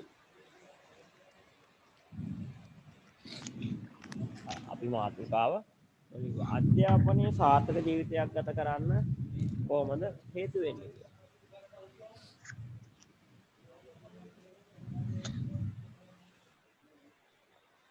අධ්‍යාපනයේ සාර්ථක ජීවිතයකට මං සලසයි. එතකොට මේකෙදි අපි මේ වගේ මාතෘකාවක අධ්‍යාපනය කියන්නේ යනු කොමක්? අධ්‍යාපනය කියන්නේ මොකක්ද කියලා හඳුන්වන්න පුළුවන්. අධ්‍යාපනය කියන්නේ අපේ දැනුම කුසලතා ආකල්ප දියුණු වෙන තැනක් විදියට හඳුන්වනවා කියලා අපිට ලියන්න පුළුවන්. අධ්‍යාපනය කියන්නේ අධ්‍යාපනය පිළිබඳව විවිධ උගත් විවිධ නිර්වචන පළ කර තියෙනවා. රූසෝ වගේ අය අධ්‍යාපනික අය අධ්‍යාපනයේ වැදගත් ජීවිතේ ගොඩනංවන යතුරු විදියට අධ්‍යාපනය හඳුන්වලා දීලා තියෙනවා විවිධ විචාරක. ඒතකොට මෙන්න අධ්‍යාපනය කියන්නේ මොකක්ද? අපි ලබන ජීවිතේ අපි ජීවත් කරවීම පිණිස අපට ලබා දෙන සියලුම දේ අධ්‍යාපනයට අයිති වෙනවා කියලා දාර්ශනිකයෝ හඳුන්වනවා. මොකද්ද? අපි ලබන ජීවත් වීමට අප ලබන සියලු දේ දැනුම් අධ්‍යාපනය කියලා හඳුන්වනවා. ඒතකොට අපි මේ අධ්‍යාපනය කියන්නේ පොතපතින් ලබා ගන්න දේ අපි ජීවත් වීමට අපිට ජීවිතේ යාමට ලැබෙන අධ්‍යාපනය. ඉතින් මෙන්න මේවා හරි වැදගත්. ඒතකොට අධ්‍යාපනය මොකද්ද කියලා අපි ඉස්සෙල්ලා හඳුන්වනවා. අධ්‍යාපනයෙන් ළඟා කර ගත හැකි දේ අධ්‍යාපනයෙන් ළඟා කරගත හැකි දේ අපේ අධ්‍යාපනයෙන් පුළුවන් කෙනෙකුට උසස් අධ්‍යාපනය දක්වා. එතකොට අධ්‍යාපනය වර්ග කිරීම උසස් අධ්‍යාපනය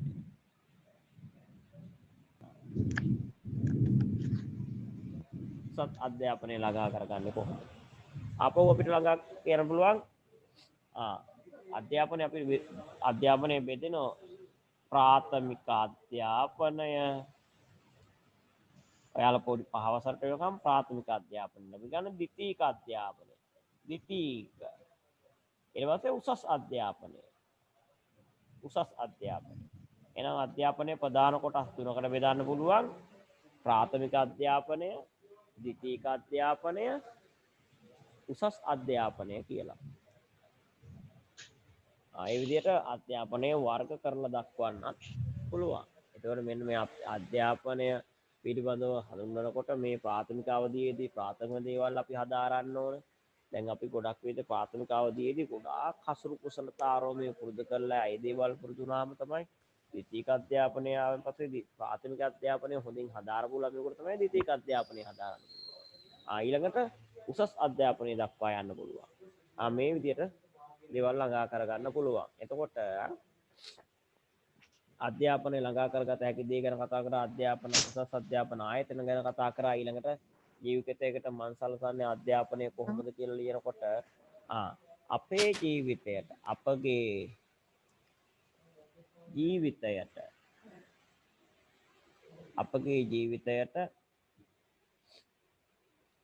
ජීවිතයට අධ්‍යාපනය වැදගත් ඇයි? සර් පුතේ කියන්න. කියන්න මට හෙනවා. සර් මේ ගොරවනවානේ. ඔවුනේ ඒ ප්‍රශ්නේ තියෙන පුතේ ගොඩක් අයට වැස්සෙන් බාධා එල්ල වෙනවා. ඉතින් ගොඩාක් ගොරවනවා නම් කමක් නැහැ. ඉතින් ආරක්ෂාව ගැන හිතලා මේ වෙන කමක් නැහැ. ඉතින් සමහර අයට ගොඩක් අයට ගොරවනවා මේ වෙලාවේදී. ඉතින් මට කිව්ව දැන් කීප දෙනෙක් කතා කළා. දරුවනේ ඉතින් මොනව කරන්නද? ඉතින් අපි නැවත වීඩියෝ එකක් විදිහට මේක දානවා. එතකොට ඒකෙන් ඔබට නැවත බලන්න පුළුවන් වෙයි. හොඳද පුතේ? අපගේ ජීවිතයට අධ්‍යාපනය වැදගත් ඇයි? ඒක යටතේ අපිට ගොඩක් කරුණු ලියන්න පුළුවන්. අධ්‍යාපනය අපේ ජීවිතයට වැදගත් වෙලා තියෙන්නේ ඇයි කියලා. අපි ඉගෙන ගන්න ඕන, ඉගෙන ඉගෙනට යන්න ඕන. ඔබගේ ජීවිතයේ අධ්‍යාපනය තුළින් ඉලක්ක ගොඩනගා ගන්න පුළුවන්. ඉලක්ක ගොඩනගා ගත හැකියි. ඉලක්ක ළඟා කරගන්න නම් අධ්‍යාපනය අපිට වැදගත් වෙනවා කියලා කියනවා. අපි වෛද්‍යවරයෙක්ද, ඉංජිනේරුවෙක්ද, ගුරුවරයෙක්ද, රටේ හොඳ නැත්නම් ඔබ තානාපතිවරයෙක් වෙන්නද කැමති? නැත්නම් ඔබගේ ජීවිතයේ ඉලක්කය අධ්‍යාපනය තුළින් තමයි ගොඩාක් වෙලාවට සපුර ගන්න පුළුවන්. එතකොට ඒ ගැනත් ලියන්න පුළුවන්.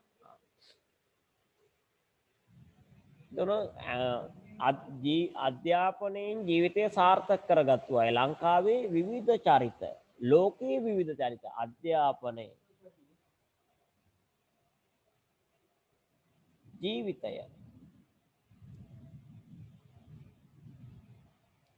ජීවිතය සාර්ථක කරගත් අය ගැන ලියන්න පුළුවන්. අධ්‍යාපනයෙන් ජීවිතය සාර්ථක කරගත් අය ගැන ලියන්න පුළුවන්. අධ්‍යාපනයෙන් ජීවිතය සාර්ථක කරගත් අය. ඒතකොට අධ්‍යාපනය එතකොට යහපත් ජීවිතයකට හැම කෙනෙකුම අධ්‍යාපනය සාර්ථක ජීවිතයකට මං සලසනවා නැත්තම් පෙරමග සලසනවා නැත්තම් ඔබට පාර පෙන්නනවා කියලා තමයි මේ රචනාව තුළින් ලියන්න. අධ්‍යාපන ජීවිතේ සාර්ථකත්වයට ගොඩක් උදව් වෙනවා කියලා තමයි මේක. එතකොට ගොඩාක් කරුණු යටතේ ලියන්න පුළුවන්. අන්නවා කාල වෙලාව ටික ටික අපි අවසන් වෙන නිසා මම ඊළඟ මාතෘකාවටත් යනවා දරුවනේ.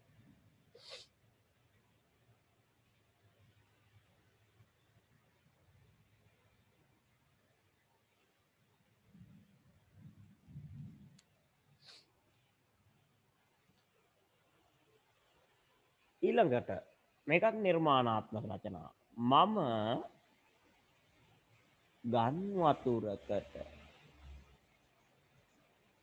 මම ගම් වතුරකට මැදි වීමි. මම ගම් වතුරකට මැදි වීමි. මේක ගැන ලස්සන රචනාවක් ලියන්න පුළුවන්. ඔබ නිර්මාණාත්මක රචනාවක් ගොඩනගා ගන්න පුළුවන් මේකට. කොහොමද මං ගම් වතුර? දැන් කෙනෙකුට පුළුවන් මේක Taman නිදාගෙන ඉන්නකොට තමයි ගම් වතුර ආවිල්ලා තියෙන්නේ. ගම් වතුර කොට මැදි වෙලා තියෙන Taman නිදාගෙන ඉන්නේ. මේ අපේ මේ උළුගම ආයට නැත්තම් මේ ආවට ප්‍රදේශයට ගින්ගඟත් එක්ක ගින්ගම් කොමලියත් එක්ක ගොඩාක් සමීප අත්දැකීම් තියෙන නිසා මම හිතනවා සාර්ථක රචනාවක් ලියන්න පුළුවන් මේ මාතෘකාවත් එක්ක. කොහොමද ගින්ගඟත් එක්ක තියෙන මෙන්න මේ විදිහට ලියන්න පුළුවන්. එදා මාරේ නිදා සිටි ඇඳ කෙමෙන් පාවෙන්නට මෙන් මට දැනෙන්නට විය. මම ඇහැරෙන විට මට ඇහැරෙන විට අම්මාගේද තාත්තාගේද කෑ ගසන හඬ මට ඇසුණා. මම වේලාව බැලුව විට රෑ 12 පමණ වී ඇතැයි සිතිනි. අපේ නිවසේ සියලු අය සිටියේ තද නින්දක. නමුත් වර්ෂාව වැස කෙමෙන් වැඩි වූ ගම් වතුර අපේ නිවසට යට කරගෙන යන්නට මෙන් විය. මම ඇඳෙන් බිමට පය තබන විට පයට දැවුණු සීතල වතුර ගම් වතුරගේ නිවසටම ගලා ඇති බව දන්නවන්නක් විය. මම කෑ ගසන විටම අම්මාද තාත්තාද මා වෙත පැමිණි. මම ඔසවාගෙන ගොස් අපගේ නිවසට ඉහළින් පිහිටි ගෙදරක නතර කරමු. එදා ගම් වතුරට මැදි වූ අපි රැය ගතවනතුරු රැය පහන් වනතුරු අම්මාද තාත්තාද නිවසේ බඩු එකිනෙක හැකි තරම් ඉක්මනින් අසල්වැසියන්ගේද උපකාර ඇතිව ඉහළ නිවසට අදින්නට විය. මම සීතලේ ගැහෙමින් සිටි දී නිවසේ බඩු ඇදීමට අම්මාට තාත්තාට උදව් කළේ. බොහෝ බඩු අපට ගෙන එව්වත් අපගේ නිවසට ක්‍රමයෙන් යටවන්නට විය. දැන් උළුවහු මට්ටමද යට කරගෙන ගම් වතුර තව තවත් වැඩි වන්නට විය.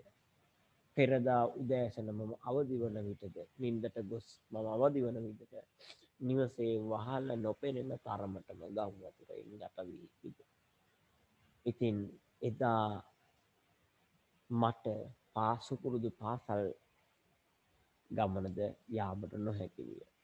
එදා උදය ආහාරෙද දවල් ආහාරෙද අපට ඉහළ ගෙදරේ නැන්දලාගෙන් ලැබුණි. රාත්‍රිය වන විට බෝට්ටුවකින් කෑම රැගෙන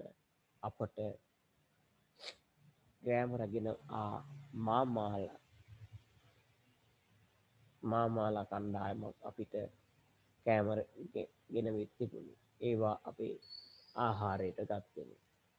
දෙවැනි දවස වන විට ක්‍රමයෙන් ගම් වතුර පහව යන්නට විය. ගම් වතුර ටිකෙන් ටික බැහැරව වන විට නැත්තම් අඩු වන විට තාත්තාද අම්මාද ගොස් නිවසේ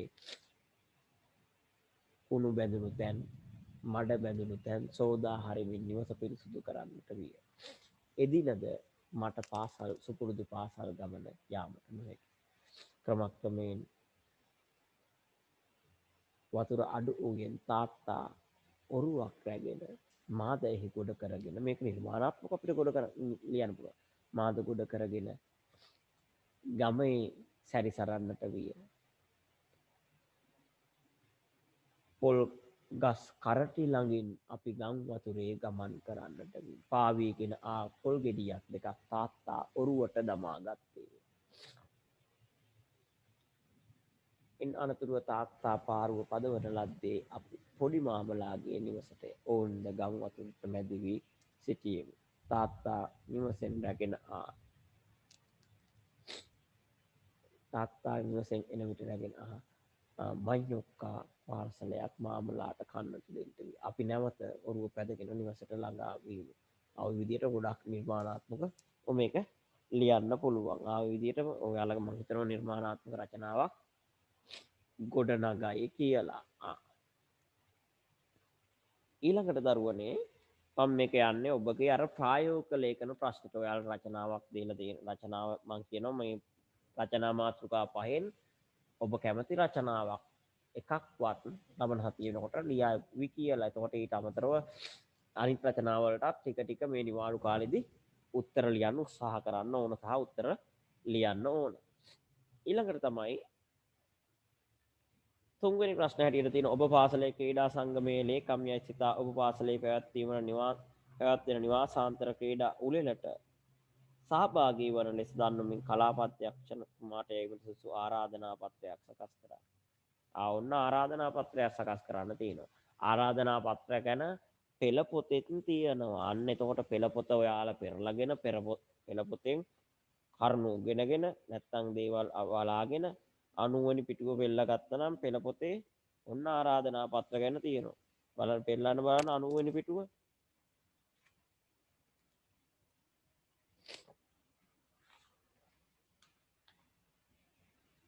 ආරාධනා පත්‍ර කෙනෙක් මේක ආරාධනාවක් කරන්න තමයි ඔන්න තියෙනවා.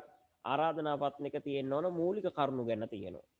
එන්න ඔයාලගේ ආරාධනා පත්‍රයේ තියෙන්න ඕන මෙන්න මේ මූලික. ඒතකොට ආරාධනා පත්‍රයකට හැඩයක් තියෙනවද? විවිධ අය විවිධ හැඩ.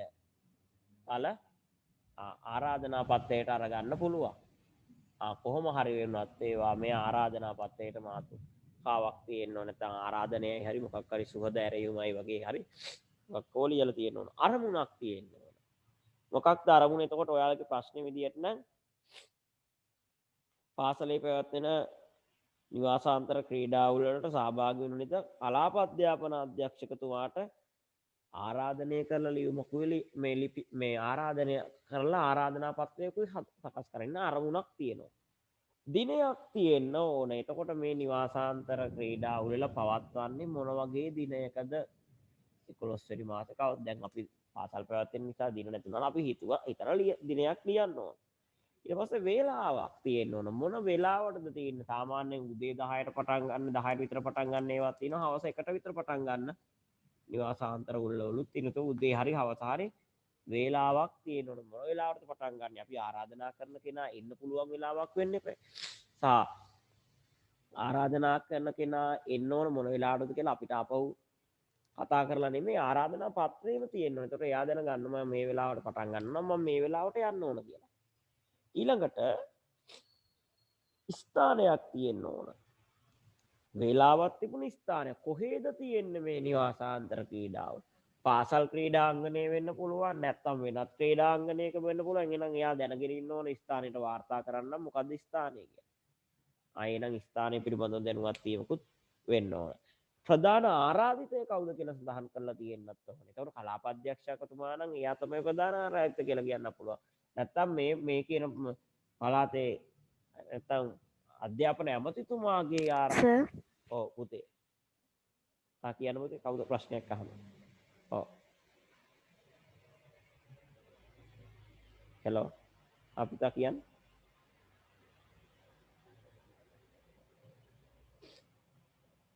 ඊළඟට ප්‍රධාන ආරාධිතය කවුද කියලා ලියනවා. නැත්තම් මෙතෙන්දි ප්‍රධාන ආරාධිත කලාප අධ්‍යක්ෂකතුමා නම් ඔබතුමා කියලා දාන ප්‍රධාන ආරාධිත අමුත්ත හැටියට තියෙන. නැත්තම් වෙන කෙනෙක් ඉන්නවනම් ඔබ හිතනවා නම් අධ්‍යාපන ඇමතිතුමාගේ ප්‍රධානත්වයෙන් පැවැත්වෙන කියලා එහෙම දියන ඔබතුමාට කියලා කලාප අධ්‍යාපන අධ්‍යක්ෂකතුමාට ආරාධනා කරන්නත් පුළුවන්. ආරාධනය කරන්නේ කවුද? විදුහල්පතිතුමා නම් මේ වගේ යුගලකදී විදුහල්පතිතුමා තමයි අධ්‍යාපන අධ්‍යක්ෂකතුමාට යවන්න ලිපිය හදන්නේ. විදුහල්පතිතුමා ආරාධනා කරන විදිහට යවන්න පුළුවන්. ආරාධනය කරන්නේ කොහිටද? එතකොට දැන් මේ ඔයාලගේ පාසලේ නම් පාසලේ සිට කියලා සඳහන් වෙන්න ඕන. ආරාධනය කරන දිනය කවුද කියලා යටින් සඳහන් කරලා තියෙනවා. ආරාධනා පත්‍රය යවන දිනය. තියෙන්නේ වෙන දිනයක කලින් දිනයක් මෙතන තියෙන්න ඕන. ඒ දිනය ගැන සටහන් කරලා තියෙනතුන් මෙන්න මේ ගැන ආරාධනා පත්‍රය සටහන් වෙනතුන් මම හිතනවා මේ ගැනත් ඔබ සලකා බලාවි කියලා. අපි මේ ප්‍රශ්න පත්‍රය ඔබට දකින්න ලැබෙන්න සලස්වුවෙන් පස්සේ අන්තර්ජාලය ඔස්සේ ඔබ මේකට උත්තර ලියන්න ඕන. නැතහොත් කියන නිපාතේ දාලා තවත් ප්‍රශ්නයක් තියෙනවා. ආයේ ප්‍රශ්නෙට උත්තර ලියන්නත් ඔබට පුළුවන්. 7 ශ්‍රේණියේ ශිෂ්‍යයෝ ග්‍රහලෝකාගාරයේ නැරඹීමට යාමට අදහස් කරති. ඒ සඳහා දිනයක් වෙන් කර ගැනීමට ග්‍රහලෝකාගාරයේ අධ්‍යක්ෂකතුමාට ලියන ලිපිය සකස් කරන්න. ඔබ චාරිකා සංගමයේ ලේකම් යයි සිතන්න. එතකොට ඔබ චාරිකා සංගමයේ ලේකම් කියලා රාජකාරී ලිපියක් ලියන්නයි තියෙන්නේ. ඔයාලා දන්නවා මම රාජකාරී ලිපිය ගැන ලියන්න දැන් මෙතෙන් උත්සාහ කරන්නේ. ඔබගේ රාජකාරී ලිපි ගැන තියෙනවා ඔබට පාඩමක් වෙනමම අන්න එතන තියෙනවා කවුද මේ රාජකාරී ලිපිය. එතකොට තියෙන්නේ 88 වෙනි පිටුවේ රාජකාරී ලිපි ලියන්න කොහොමද කියලා අපි මේ ගැන කතා කර යවන්නාගේ ලිපිනය ලබන්නාගේ ලිපිනය ඊට පස්සේ ආමන්ත්‍රණය මාතෘකාව කාරණාව මොකක්ද කියලා කියන පළවෙනි ඡේදයෙන් කාරණාව පැහැදිලි කරන දෙවෙනි ඡේදයෙන් ලියීම කරන තුන්වෙනි ඡේදයෙන් රූල් දෙකකින් විතර. ඊට පස්සේ ස්තුති මේක කවුද මේක ලියන්නේ නම් ලේකම් අලේකම්ද සභාපති ආදී වශයෙන් සඳහන් කරනවා. ඉතින් මේ විදිහට ඔබට උත්තර ලියන්න පුළුවන්. මම හිතනවා මේකටත් මේ උත්තර ලියාගෙන ලබන සතියේ සියලු දෙනා පන්තියට සහභාගී වෙයි කියලා. අද ගොඩාක් අපහසුතා ආවා. අපි දන්නවා ගොඩාක් ප්‍රදේශයක මේ ප්‍රදේශවල ධාරානිපාත වර්ෂාවක් ඇදහැරුණා. ගොඩක් අය මට කෝල් කරලා ගෙව්වා. දැන් ගොඩක් අය මේ වෙලාවෙන් සම්බන්ධ වෙනකම කිව්වා. හැඳින්න අමාරුයි කරවනව නිසා කියලා. එහෙම නිසා සමහර අය මම හිතනවා මේක වීඩියෝ එකකින් අපි දැම්මයින් පස්සේ ඒක නැවත සමන් දීලා මේ විතර දුන්නු වැඩත් කරගෙන ලබන සතියේදී පාඩමට සම්බන්ධ වෙයි කියලා අන්න ඒ බලාපොරොත්තුවත් ඇතුව අපි ඔබෙන් සමුගන්නවා. සියලුම දෙනාට ආයුබෝවන්.